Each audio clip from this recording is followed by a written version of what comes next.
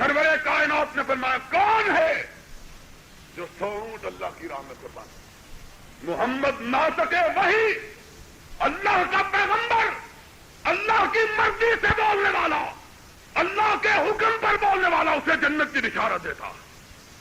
عثمان اٹھ کے کھڑے ہوئے، کہا آقا میں تیار ہوں، 100 اونٹ مجھ سے لے لیجئے، جنت کے گواہ آپ بن جائیے۔ فرمایا عثمان سودا منظور ہے، بیٹھ جاؤ۔ کوئی اور خوش نصیب ہے جنت دے لے، 100 اونٹ دے دے۔ ہائے کیا نشہ تھا! رسول جنت کے لیے 100 اونٹ اور اللہ کی راہ میں قربان کرتا۔ فرمایا بیٹھ جاؤ۔ کہا کوئی اور خریدار ہے، 100 اونٹ دے دے، جنت لے لے۔ عثمان ابھی بیٹھے بھی نہیں، پھر اٹھ کے کھڑے ہو گئے۔ اللہ کے رسول 100 اونٹ اور اللہ کی راہ میں قربان ہے۔ فرمایا بیٹھ جاؤ۔ 7 مرتبہ کہا، 7واں مرتبہ عثمان اٹھ کے کھڑے ہوئے۔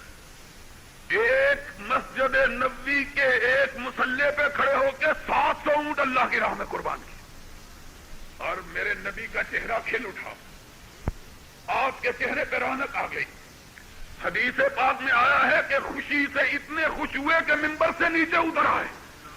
عثمان کو گلے سے لگا لیا، چوما اور کہا ما غر عثمان ما عمل بعد اليوم قط۔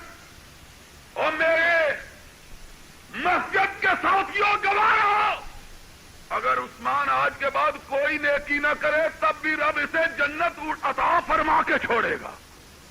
کوئی نیکی نہ کرے۔ عثمان کی آنکھوں میں آنسو آ گئے، سر سجدے میں رکھا، اٹھایا، کہنے لگے اللہ کے رسول 700 اونٹ آپ کے کہنے پر دیے، 100 گھوڑا اور 1000 سونے کی اشرفی آپ کے کہے بغیر اللہ کی راہ میں اور دیتا، اور دیتا۔ ہائے سنو حدیث کے الفاظ، سنو کائنات کا امام کیا فرمایا، کت یا عثمان انی اشہد لک بالجنہ۔ عثمان بس کرو، عثمان بس کرو، عثمان بس کرو، محمد خود تجھے اپنے ہاتھ سے جنت میں داخل کرے گا۔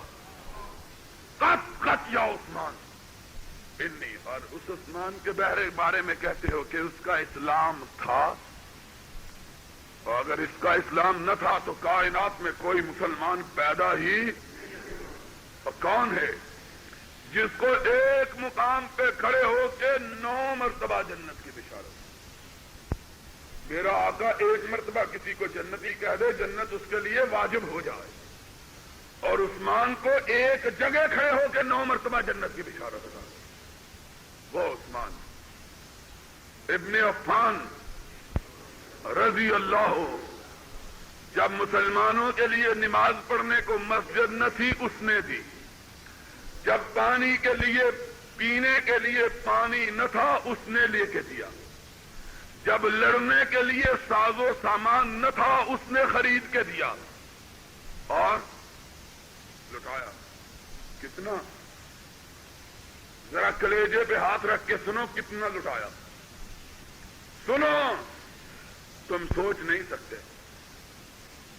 آج کی قیمت میں نہیں، اس زمانے کی قیمت میں نے شمار کیا کہ حضور کے زمانے میں جتنی خیرات کی، حضور کے بعد بھی کی، لیکن جو صرف اپنے آقا کے زمانے میں کی اس کی قیمت 1,17,00,000 روپے تھی۔ کتنی؟ 1 کروڑ خیرات جو کی اللہ کی راہ میں، 1 کروڑ، اور وہ دیتے گئے، رب عطا کرتا گیا۔ رب نے بھی کہا تم رب کی راہ میں لٹا کے دیکھ لو، میری عطا بھی دیکھ لو۔ جس دن امیر المومنین بنے، خلیفت المسلمین بنے، 5000 زر خرید غلام تھے جو ان کے کاروبار کا نظام سنبھالے ہوئے، 5000۔ اس زمانے میں جب کوئی کارخانہ فیکٹری نہیں تھی، کارخانے نہیں تھے اس زمانے میں کہ آج کل 4-5 ہزار ملازم ہوتا ہے کارخانہ۔ اس زمانے میں، جس زمانے میں کوئی مل نہیں تھی، اور نوکر نوکر نہیں، اپنے خریدے ہوئے غلام، 5000 غلام جن کو خود خریدا ہے اپنے کاروبار کے نظام کو سنبھالنے کے لیے۔ اور حدیث میں آتا ہے عثمان کے ریوڑ اتنے بڑے تھے کہ کسی ایک وادی میں سارے جانور اکٹھے نہیں ہو سکتے تھے۔ اور پھر ادھر منصب خلافت سنبھالا، ادھر کہا آج دولت تیرے درمیان اور میرے درمیان آخری جدائی۔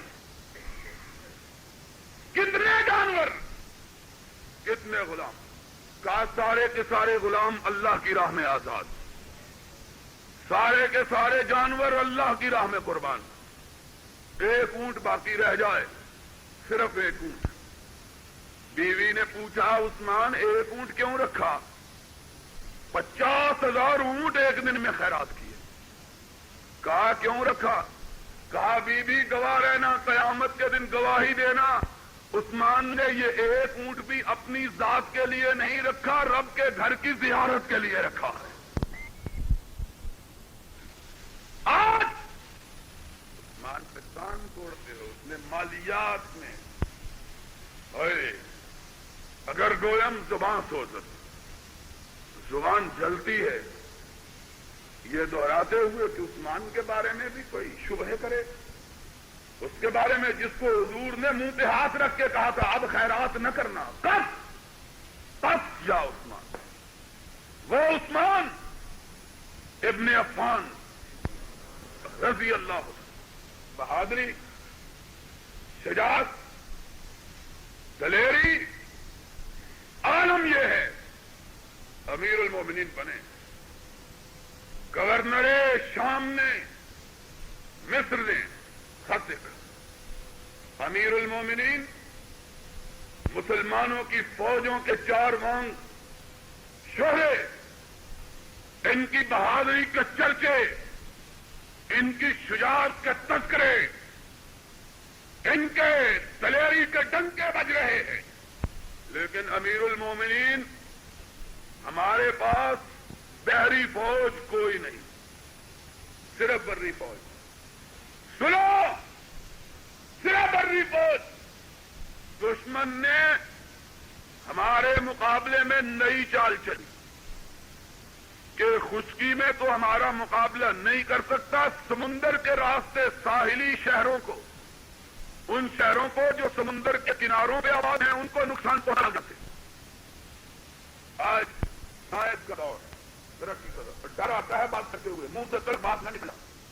آج اخبارات میں پڑھتے ہیں سینہ چلتا ہے، 21 جہاز خریدے، بڑا تیر مارا، خریدنے کا بندوبست کیا، 5 سال میں، اگلے 5 سال میں 21 جہاز خریدے جائیں گے، پڑھا ہے نا اخبارات میں؟ قرضہ لے کر جاپان سے، ڈنمارک سے، سویڈن سے، بلجیکا سے خیرات مان کے 21 جہاز کر لیے ہیں، خریدنے کا ارادہ کیا، ابھی خریدے نہیں، 5 سال میں ملیں گے۔ اور سنو، سائنس اور ٹیکنالوجی کے حصہ میں 21 جہازوں کے خریدنے پہ ناز کرنے والوں، میرے عثمان کو دیکھو، خط آیا، امیر المومنین مسلمانوں کے پاس بحری فوج نہیں ہے، دشمن آتا ہے، حملہ کرتا ہے، بھاگ جاتا ہے۔ خط لکھا، اپنے گورنر مصر کے مطالبے کے جواب میں اپنے گورنر شام کو، امیر معاویہ کو، سب کو رضی اللہ تعالی، فرمایا معاویہ مجھے مصر کے گورنر کا خط پہنچا، مسلمانوں کی بری فوج بڑی مضبوط، بحری فوج کا وجود ہی نہیں، دشمن آئے حملہ کر کے بھاگ جائے۔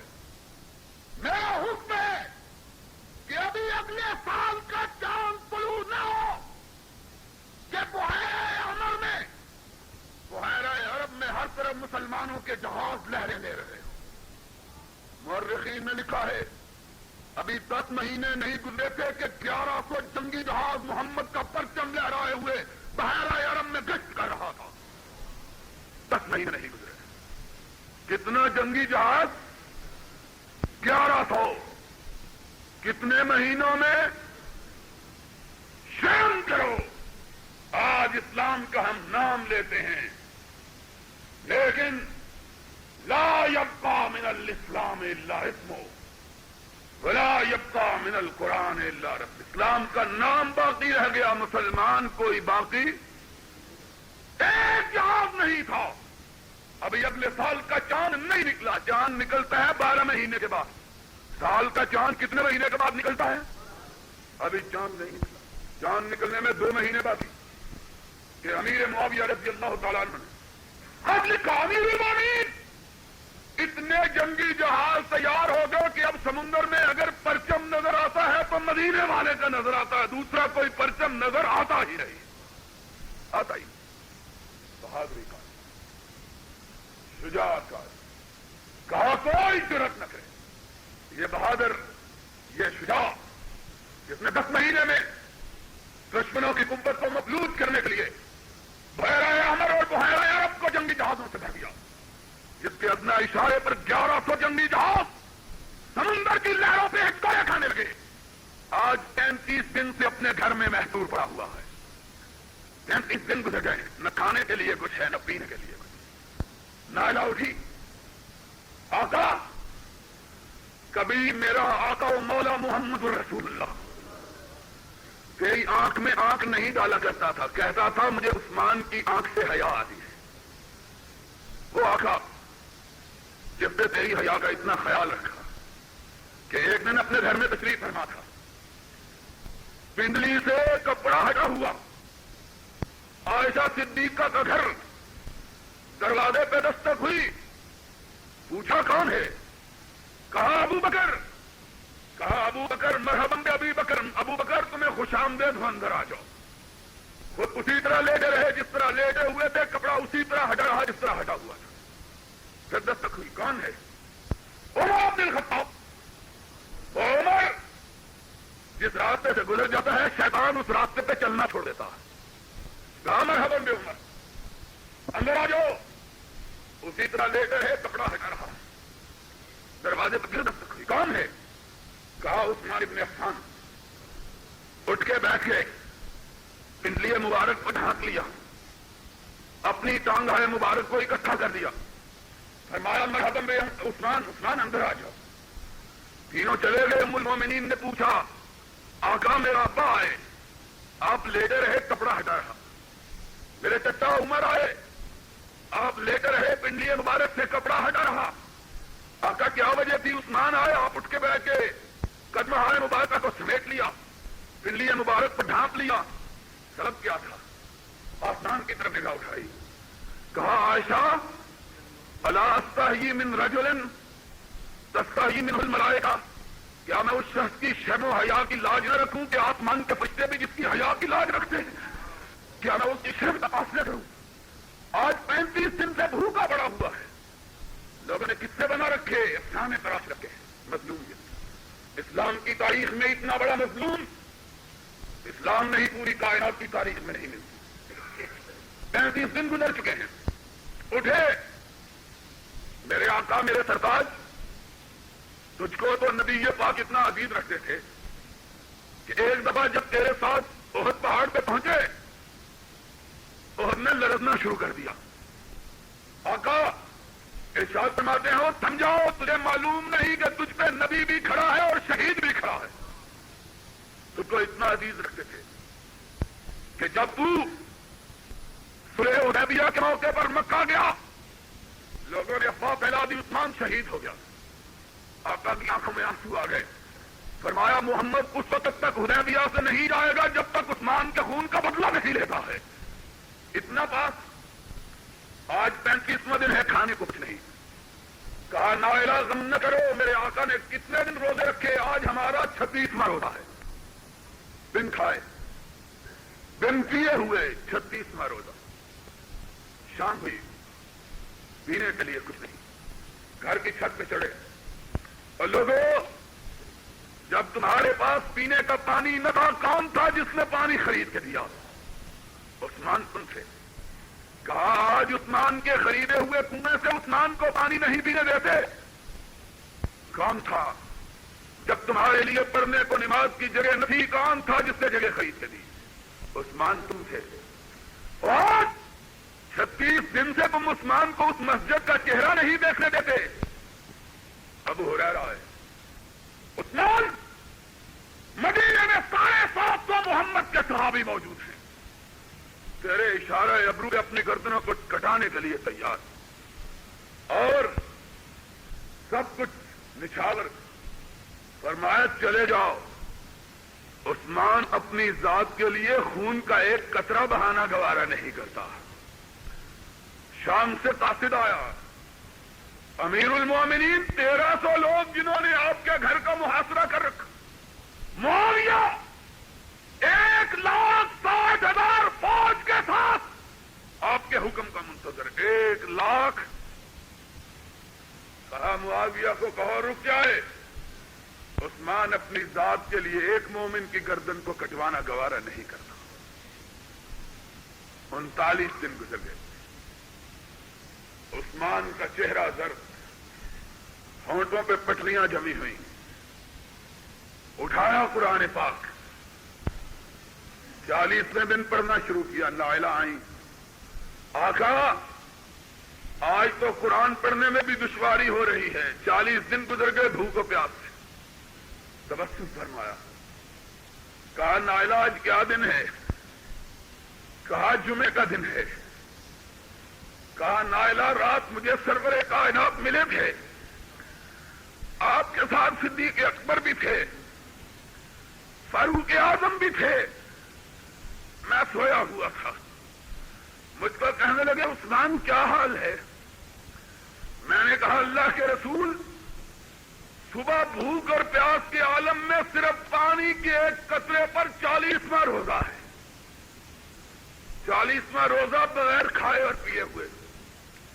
نائلہ جانتی ہو میرے آقا نے کیا جواب دیا؟ کہا عثمان کیا جواب دیا؟ کہا نائلہ حضور نے میرے کندھے پہ ہاتھ رکھا اور فرمایا عثمان غم نہ کرو, آج روزہ ہمارے ساتھ افطار کرنا ہے. آج روزہ ہمارے ساتھ افطار کرنا. نائلہ مجھے یقین ہے آج روزہ جنت میں جا کے ہی افطار ہوگا. علی مرتضی آئے, حسن و حسین کو ساتھ لیے. عثمان اجازت دو تیرے دروازے پہ پہرا دینے کے لیے محمد کے شہزادوں کو بھیج دیتا. کہا ان کو لے جاؤ. میرے آقا نے ایک دفعہ مجھے کہا تھا جب آپ مکہ کے پڑوس میں ایک پہاڑی پہ کھڑے تھے, پہاڑی اتنی لرزی کہ اس کے سنگریزے اڑ اڑ کے دور گرنے لگے. آپ نے کہا خبیر تھم جاؤ, میرا عثمان شہادت پانے والا تجھ پہ کھڑا ہے. مجھے یقین ہے میری شہادت ہوگی. اپنی شہادت کے لیے کسی مسلمان کے بال کو گردن پہنچانا گوارا. ادھر جمعے کی اذان ہو رہی ہے, ادھر بدبخت دیوار پھاند کے اندر آ رہے ہیں. عثمان نے نظر اٹھا کے دیکھنا گوارا نہ کیا. نائلہ چیخی عثمان, دشمن آ گئے. عثمان نے اپنی نگاہوں کو قرآن پہ گرا دیا. قرآن کی تلاوت. نائلہ کہتی ہے عثمان دروازہ ٹوٹ گیا. کہا نائلہ مجھے مت بلاؤ. کہا عثمان اپنی جان بچاؤ. کہا نائلہ میں رب کی راہ میں اس حالت میں جانا چاہتا ہوں کہ رب مجھ سے پوچھے کہ عثمان جب تیرا پاس ہمارا پیغام پہنچا تو کیا کر رہا تھا؟ میں رب کو کہوں اللہ اپنے زندگی کے آخری لمحات میں بھی تیرے ساتھ گفتگو کر رہا تھا, تیرے کلام کی تلاوت کر رہا تھا, اس کلام پاک کی جس کو میں نے اپنے ہاتھ سے لکھا ہے, اپنے ہاتھ سے لکھا. آیا بدبخت, اس نے عثمان کو دیکھا, ایک نے داڑھی پکڑی, جھٹکا دیا. عثمان نے سر اقدس کو اٹھایا. کہا آج تیرا باپ زندہ ہوتا تو اس داڑھی کو پکڑ کے جھٹکا نہ دیتا, بوسا دیتا کہ اس داڑھی کی عزت محمد الرسول اللہ نے کی ہے. پیچھے ہٹ گیا. ایک بدبخت آیا, اس نے نیزہ مارا. پسلیوں سے پار ہو گیا، عثمان نے تلاوت کلام مجید نہیں چھوڑی۔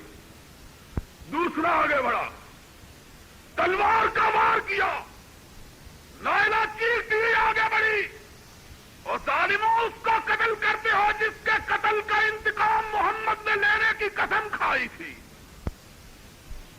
اس نے وار کیا، نائلہ کی 4 انگلیاں کٹ کے گر گئیں، بدبختوں کو رحم نہیں آیا۔ ایک اور آگے بڑھا، اس نے دوسرا نیزہ مارا، عثمان ابھی تک کلام پاک کی تلاوت میں مشغول ہے۔ ایک اور آگے بڑھا، اس نے سر پہ وار کیا، سر قلم ہو گیا، اور عثمان کے لبوں پر ہے فَسَيَكْفِيكَهُمُ اللَّهُ وَهُوَ السَّمِيعُ الْعَلِيمُ۔ میرے محبوب غم نہ کرو، ایک دن آئے گا ایک ایک چیز کا حساب لیا جائے، ایک ایک بات۔ فَسَيَكْفِيكَهُمُ اللَّهُ وَهُوَ السَّمِيعُ الْعَلِيمُ۔ سمیع و علیم سے دنیا کی کوئی چیز کسی کو بچا، گردن ڈھلک گئی، راضی نہ ہوئے، لاش کو اٹھایا، پیروں میں رکھ کے روندا۔ 3 دن تک اس امام مظلوم کی لاش بے گور و کفن پڑی رہی، کوئی ناش اٹھانے والا بھی نہیں آیا۔ 3 دن کے بعد رات کی تاریکی میں محمد کی 2 بیٹیوں کے خامد کو رات کے پچھلے پہر صرف 7 آدمیوں نے ان کا جنازہ اٹھایا اور جنت البقیع کے ایک گوشے میں دفن کیا، اور اس نے نبوت کا یہاں ہاتھ نہیں، اشارہ ابرو پہ لاکھوں انسان، بہادری کا یہ عالم کہ 1 سال سے کم عرصے میں 1100 جنگی جہاز تیار، لیکن اپنی ذات کے لیے ایک مسلمان کا بال بھی کا کروانا بھی گوارا۔ اللہ اپنی رحمتوں کی برکات